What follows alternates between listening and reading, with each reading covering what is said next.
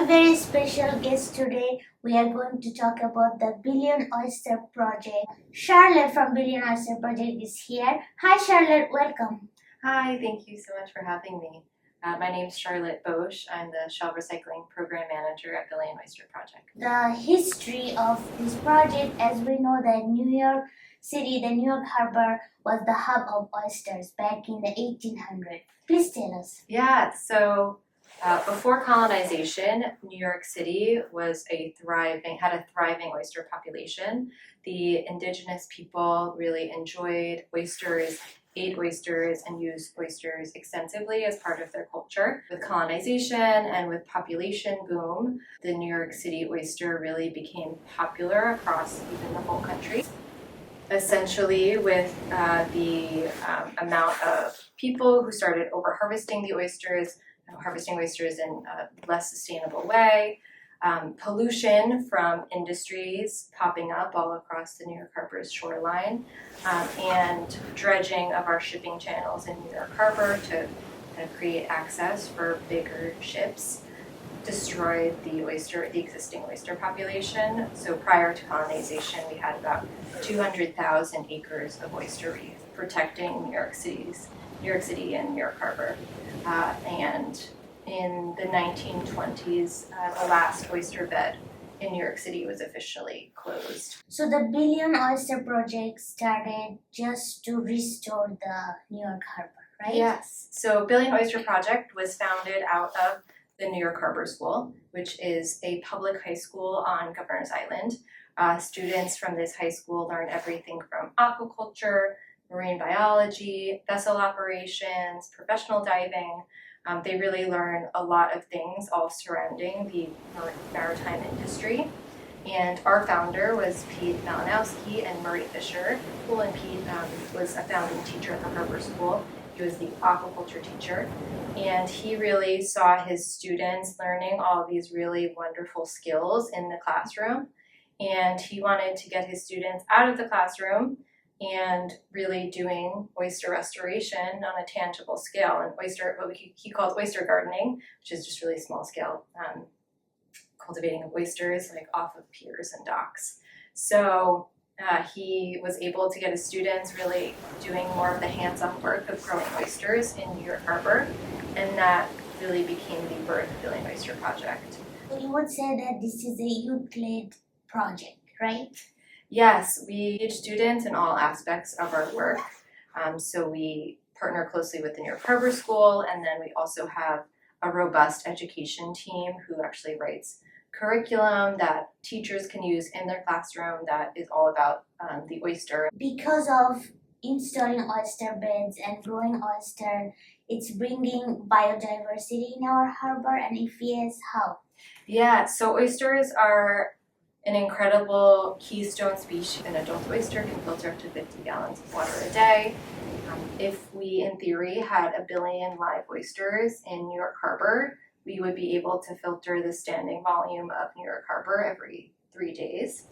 Wow. Yes. Oysters, also in the wild, grow in these 3D reef structures. So they have very similar benefits to other reef systems, like a coral reef. Minimize wave energy to protect our shorelines from further erosion. Getting oyster from restaurants, how do you do that? Yeah, so my role specifically at Billion Oyster Project is to manage and run our shell recycling program. So we currently collect oyster shells from about 75 restaurants all across New York City. We use those oyster shells as the landing blocks for new oysters in New York Harbor. So essentially you need a large-scale supply of oyster shells for young baby oysters to start to live on. We bring those oyster shells out to Governor's Island, where they actually have to sit outside for a full year before we can, in a curing process, before we can use them for oyster restoration. We then engaged volunteers and young people volunteering and helping us clean those oyster shells and preparing them for reuse. So you install baby oyster in the shell, right? And then like a diver would go under the water and install them? Our installations kind of vary depending on the reef site. We set baby oysters or young oysters to that oyster shell to grow its own shell off of the old oyster shell, creating kind of these 3D reef structures and the oysters kind of growing on top of each other. So do you think this project could be an example, around the world for cities? Yeah, I think Billion Oyster Project is easily replicated in a lot of cities across the United States, but not even just the United States, but the globe. A lot of our biggest cities are on the coast. We work with more of like knowledge sharing with other states that have oyster restoration projects. Massachusetts has a large project, Connecticut, and then actually down south to Georgia, Louisiana, Texas. They actually, oysters are, like I said, a keystone species and can really help make a marine environment thrive once again. And there are a lot of examples of oyster restoration happening in other coastal cities across the world. Awesome. And how far, if you think that Billion Oyster Project has come, in 2025? Yeah, so we started our work in about 2014. It's when we So 10 years. Yes. Yeah. And to date, we've restored about 140 million oysters to New York Wow. Harbor. Our goal is to restore 1 billion oysters by 2035. 10 years. Awesome. And so far you can actually see how it's cleaning the water. As part of our reefs, we do a lot of pre-monitoring and post-monitoring to make sure and see how our oysters are thriving in the environment. Oyster restoration is a really incredible piece of the climate change solutions that many people are talking about nowadays.